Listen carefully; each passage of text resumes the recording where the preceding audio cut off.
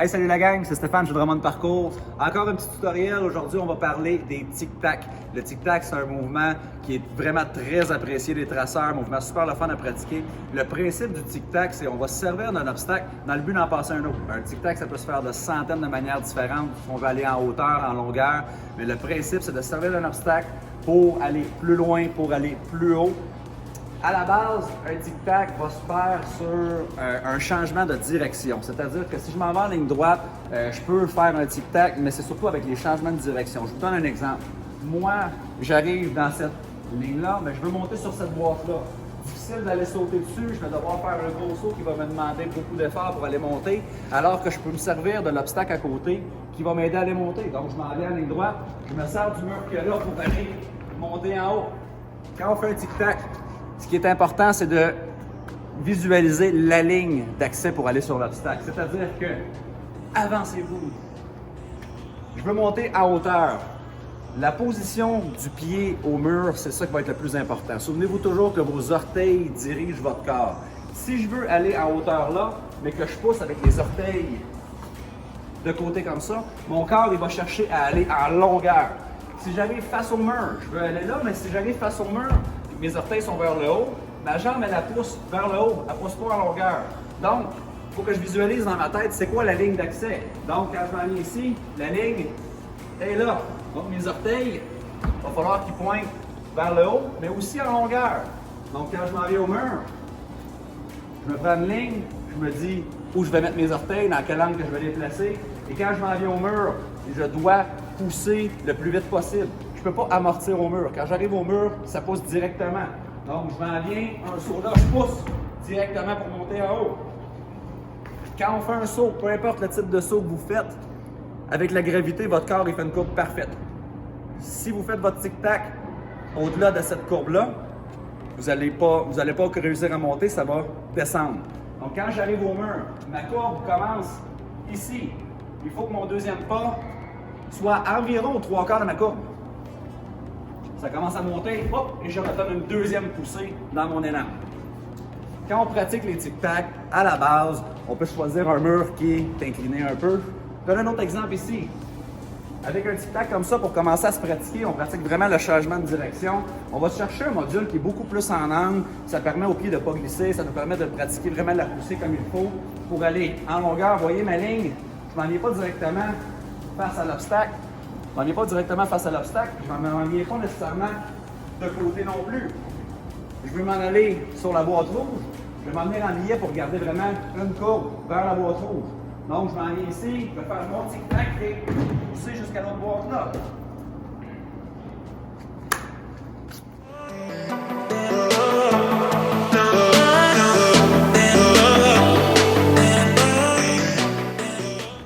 Le tic-tac, il va nous servir quand? Il va nous servir quand l'obstacle où on veut aller n'est plus accessible en saut direct ou s'il nous demande trop une grosse force musculaire pour y aller. Dans le fond, avec le tic-tac, on va aller enlever vraiment de l'effort au corps. Je donne un exemple. Problème d'accessibilité. Moi, le tapis rouge, c'est comme si c'était du vide. Le tapis rouge, c'est du vide. Il ne faut pas que je pile sur le tapis rouge. Donc, je veux me rendre jusqu'au dôme là. Si je m'en viens ici, si je m'en viens là, je vais aller sauter directement. Ça ne se rend pas. Si je me sers de l'obstacle qui est juste là pour aller faire un tic-tac, je vais me servir d'une deuxième poussée vers le haut pour me rendre jusque-là. Donc, si j'arrive rapidement, je pousse, là, ça se rend. Donc, on va se servir de l'obstacle pour aller gagner en longueur, gagner en hauteur. Je vous donne un autre exemple. Deuxième exemple, tantôt on a parlé d'un mouvement en longueur, là on va parler d'un mouvement en hauteur. Exemple, moi je veux monter sur la barre ici en haut, la barre est à 8 pieds. J'ai bien beau sauter le plus haut que je peux, je ne serai pas capable de monter directement dessus. Fait que ça, ce que je vais faire, je vais faire un tic-tac en me servant de ce qui m'entoure. Je vais faire un tic-tac sur le mur ici. Donc, quand je vais arriver, je visualise ma ligne d'attaque. Quand je m'en viens ici, je veux vraiment monter vers le haut avec une petite amplitude pour aller chercher de la longueur. Quand mon pied va arriver au mur, il ne faudra pas qu'il soit placé comme ça ne montera pas. Il ne faudra pas qu'il soit placé comme ça ne tassera pas. Il va aller chercher une petite angle pour m'en aller en hauteur et en longueur. Donc, avec une petite vitesse, je vais faire un pas vraiment puissant. Quand je vais arriver au mur, il faut que ça pousse tout de suite.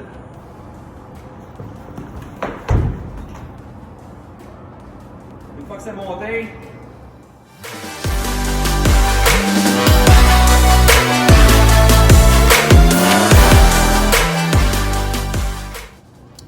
quand on va faire un tic-tac, il y a une chose très importante à se rappeler. Le pas qui pousse au mur, il est important. Mais le pied le plus important, c'est pas celui qui pousse au mur, c'est celui qui s'en va faire la réception.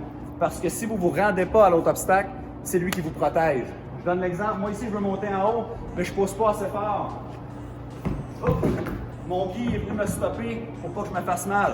Si j'envoie le haut du corps en premier, ça se peut que ce soit mon nez qui amortisse la chute. Ça ne me tente pas. Lancez votre pied. C'est vraiment comme un mouvement de danse. Je fais mon tic-tac et je vais ouvrir le bassin pour aller porter l'autre côté. Quand je m'en viens ici, je vais vraiment lancer l'autre pied de l'autre côté. Et c'est lui qui monte en premier. Lancez votre pied, c'est ça qui vous protège, mais c'est surtout ça qui vous donne l'élan pour se rendre à l'autre obstacle. Donc, un autre exemple ici, tantôt on parlait de changement de direction. La plupart du temps, un tic-tac va être associé avec un changement de direction. Si moi, mon but est d'aller chercher cette barre-là pour faire un lâcher et aller s'accrocher sur la boîte rouge, si j'arrive d'ici, il va falloir vraiment que j'aille monter sur la barre, reprendre une prise d'élan pour aller me chercher assez d'élan pour aller faire mon lâcher. Tandis que si je viens me servir de ce qui m'entoure là pour aller faire un tic-tac, je peux aller chercher l'angle voulu pour aller chercher mon impulsion pour faire mon lâcher. Donc, je vais me servir du mur là, me rediriger vers la barre pour aller faire mon lâcher. Le tic-tac ici là, en hauteur. Lâcher là. J'ai pas eu besoin d'attendre, d'aller directement dessus, refaire. Ça s'est fait directement.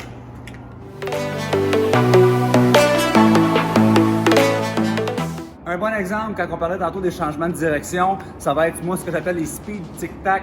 Ça va être vraiment, quand on veut faire une course en vitesse, on a un gros changement de direction à faire sur un obstacle quand même assez bas.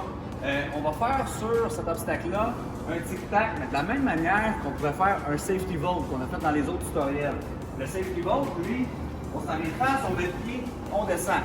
Avec le tic-tac, on va aller mettre le pied au mur. Ça nous permet de garder une très grosse vitesse pour concentrer notre élan.